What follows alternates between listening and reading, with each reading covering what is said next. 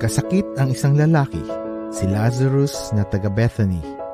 Doon din nakatira ang magkapatid na sina Mary at Martha. Si Mary ang nagbuhos ng pabango sa paa ng Panginoon. Tapos pinunasan niya ito ng buhok niya. Kapatid niya si Lazarus, yung may sakit. Pinasabi ng magkapatid kay Jesus, Lord, may sakit ang mahal mong kaibigan. Nang marinig to ni Jesus, sinabi niya, Hindi matatapos sa kamatayan ang pagkakasakit ni Lazarus. Nangyari ito para bigyan ng papuri ang Diyos. At dahil dyan, pararangalan ang Son of God. Mahal ni Jesus si Martha at ang kapatid niyang babae at si Lazarus. Pero nung nabalitaan niya nagkasakit si Lazarus, nagstay pa siya ng 2 araw sa lugar kung nasaan siya. Kaya pinarangka sila ni Jesus. Patay na si Lazarus. Pero para sa inyo, mabuti na rin na hindi niya ako kasama para maniwala kayo.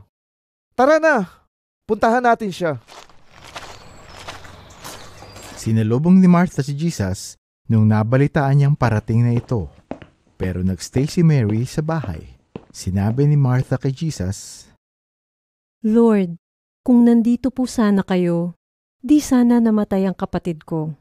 Pero kahit ngayon, alam kong ibibigay ng Diyos sa'yo ang kahit anong hingin mo. Mabubuhay ulit ang kapatid mo. Alam ko naman pong mabubuhay ulit siya sa huling araw. Ako ang muling pagkabuhay at ang buhay. Mabubuhay ang lahat ng nananalig sa akin, kahit mamatay sila. At kahit kailan, di mamamatay ang lahat ng nabubuhay at nananalig sa akin. Naniniwala ka ba dito? Yes, Lord! Naniniwala akong ikaw ang Christ, ang Son of God na dadating sa mundo.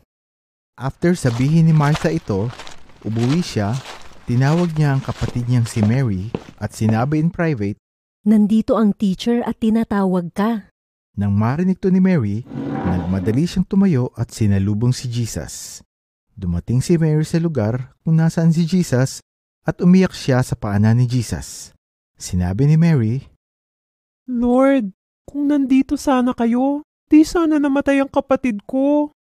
Nang makita ni Jesus na umiiyak si Mary at ang mga taong kasama niya, nabagabag siya at natouch. Saan niyo siya nilibing? Sumama po kayo at tingnan niyo, Lord. Umiyak si Jesus. Sinabi ng mga tao, Tingnan niyo kung gaano niya kamahal si Lazarus. Pero may ilang nagsabing, Di ba pinagaling niya yung bulag? Di ba niya kayang gumawa ng paraan para hindi sana namatay si Lazarus? Alisin niyo ang bato. Sumagot si Martha, yung kapatid ng namatay, Lord, 4 na araw na sa dyan.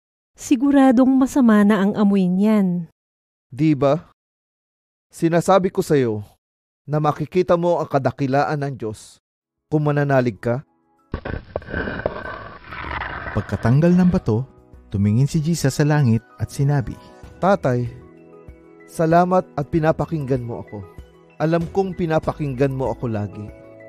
Pero sinasabi ko ito para sa mga taong nandito, para maniwala silang pinadala mo ako. Lazarus, lumabas ka! Lumabas ang taong namatay. Balot ng tela ang mga kamay at paa niya. At may tela ding nakabalot sa mukha niya. Inutusan sila ni Jesus, Tanggalin niyo ang mga tela para makalakad siya.